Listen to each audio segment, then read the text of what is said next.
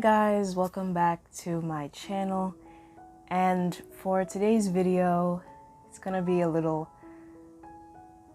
different today. We're gonna talk about something that a lot of people don't like to talk about or get bashed for talking about, or just simply don't feel comfortable talking about.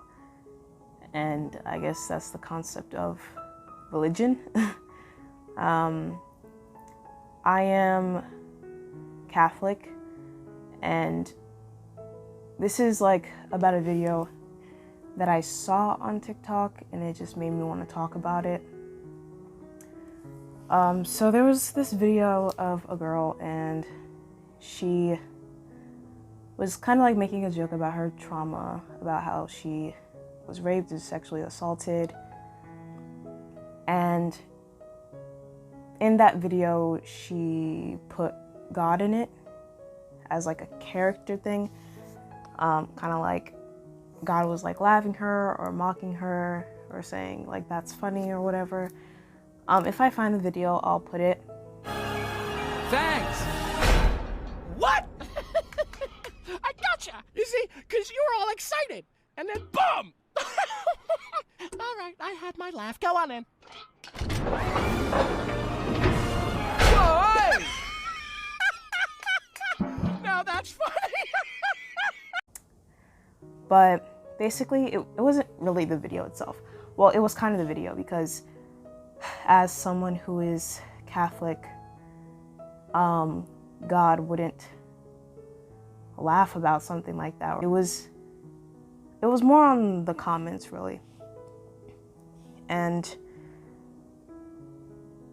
I think a lot of Christians and Catholics were offended because they're kind of making a joke about God. And obviously, to Christians and Catholics, God is not a joke. And people were kind of putting the blame on God. Non-believers kind of putting the blame on God for why she was raped and sexually assaulted. Like, oh, why didn't he stop it? Or why did this happen to her? It's God's fault. He's an a-hole because he let this happen to her. And I'm pretty sure the girl who was in the video who made the joke, I don't think she was a non-believer, because she was like liking all like the negative comments about God. So, and I'm sorry to that girl, you know, no one deserves to be raped and sexually assaulted. But to blame God, especially if you don't believe in him, I don't think you should blame him. Because if you don't believe in him, why are you blaming him? And I just want to talk about like free will. So I guess the question is, why does God let bad things happen to us, really? And like, why does he interfere? So when God was creating us, he didn't want people to be like robots, blindly following God, because that's not real love. He wanted to give us free will so that we make our own choices, and that if we choose to follow God and love him, it would be real love. So if he were to control us and control every action we took, then that wouldn't be love. It would be him controlling us. It wouldn't be our own conscious minds or us making the decisions on our own. And that's what happened to that girl. It wasn't God, the person that chose to do these bad things to her, used their free will to hurt her, to hurt people. God says, this is, you make your own choices. If you choose to follow me or not, that's your choice, because he loves us. He knows that I'm going to give you the choice to do what you want because I love you. And I know that if you love me back, it will be by your own choice and not because I am God and I am controlling you.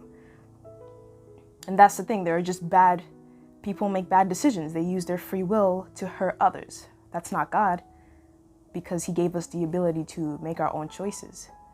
I have free will. Like I could go out and shoot someone, but I'm not going to. I have the choice to, because God is not controlling me. But also I have a relationship with God, so I know that's not right. I could go. Nothing's really stopping me. But I know I wouldn't want to do that. I wouldn't want to take someone's life. That person that raped her chose to do that to her. God didn't make him. It doesn't make sense. Is you expect people, non-believers expect God, even though they don't believe in him, to help them and save them. And God has saved us multiple times, giving his only begotten son to die on the cross for us. I think that was like the greatest act of love that he could have shown us, one of the greatest. He's constantly giving us love. We just don't see it, or our selfish minds and our desires make us want more, or like make us want God to give us what we want.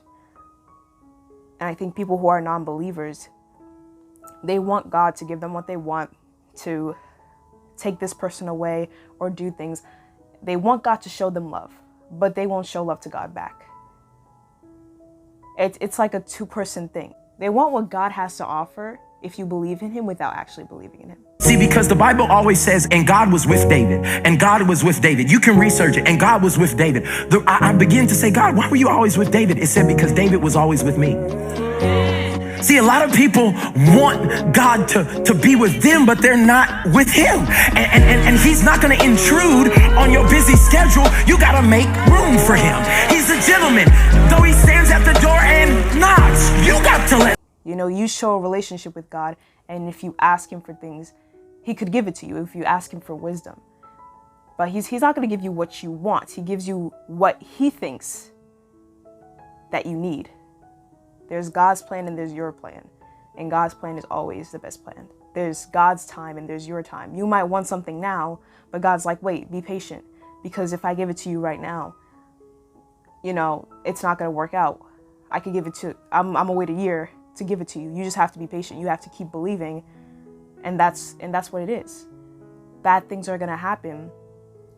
I think people think that bad things don't happen to Christians. Christians, Catholics, bad things happen. But we have to remember that God doesn't do these things because God is holy. God does not sin. God is all good. So it would be impossible for him to do these things because this is what he's against. This is not what he preaches. Because he's always loving you. He never stops loving you, even if you don't believe in him, if you don't love him. I feel like if non-believers always make assumptions, and because of things that happen to their life with a Christian or a Catholic, they think, oh, God is like that too. If you meet someone that wasn't too nice to you and they were Christian or Catholic, we cannot represent God. Because we are not holy. We are not, sin-free. We sin all the time. That's what, God is all that we aren't. So Christians still sin, Catholics still sin, and we can't really represent God because we're not perfect. God is, we're not, so we can't represent him. So just because a Christian or a Catholic does something wrong to you, that situation, or because of that one bad person or a group of people, that shouldn't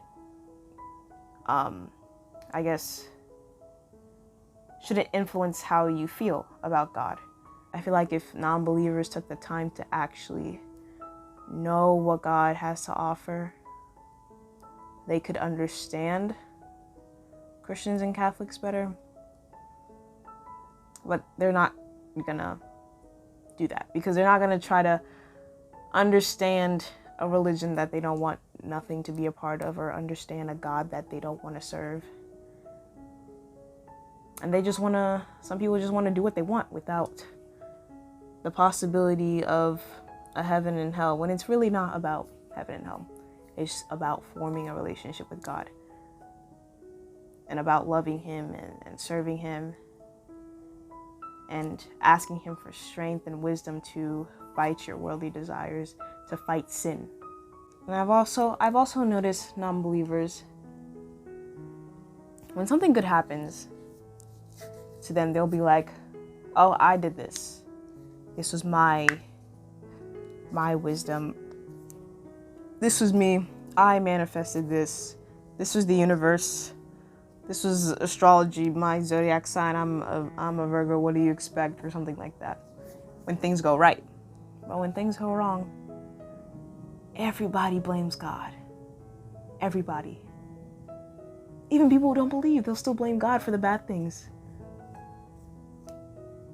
And it's like, how could you blame him if you said you don't believe in him? And it's like, do you just not want to take accountability?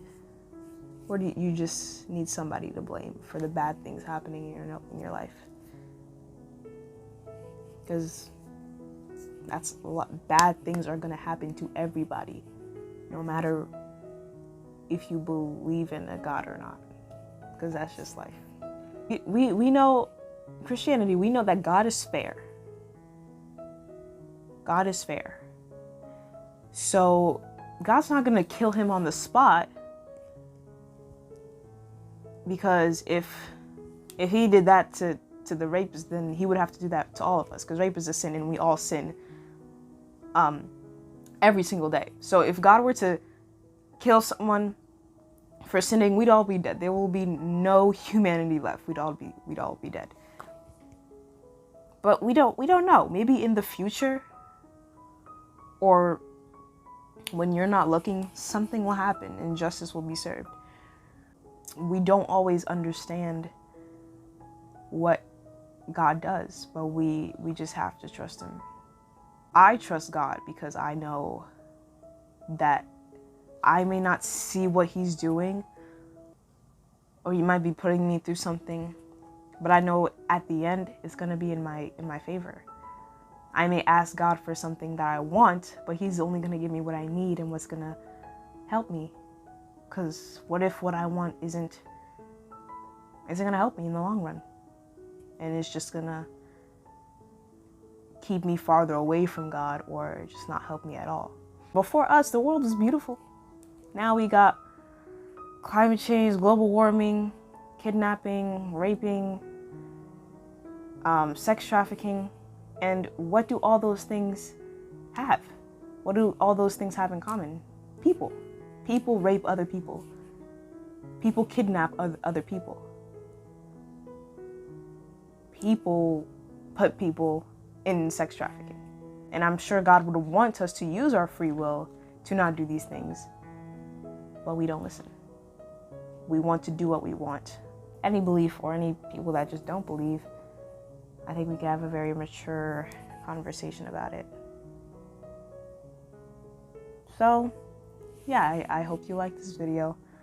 And if you didn't, because you hate Christians or you hate God, well, I don't know what to do. That's not my problem. I just wanted to spread what I know. Remember, God loves you. Even if you don't love him, he still loves you.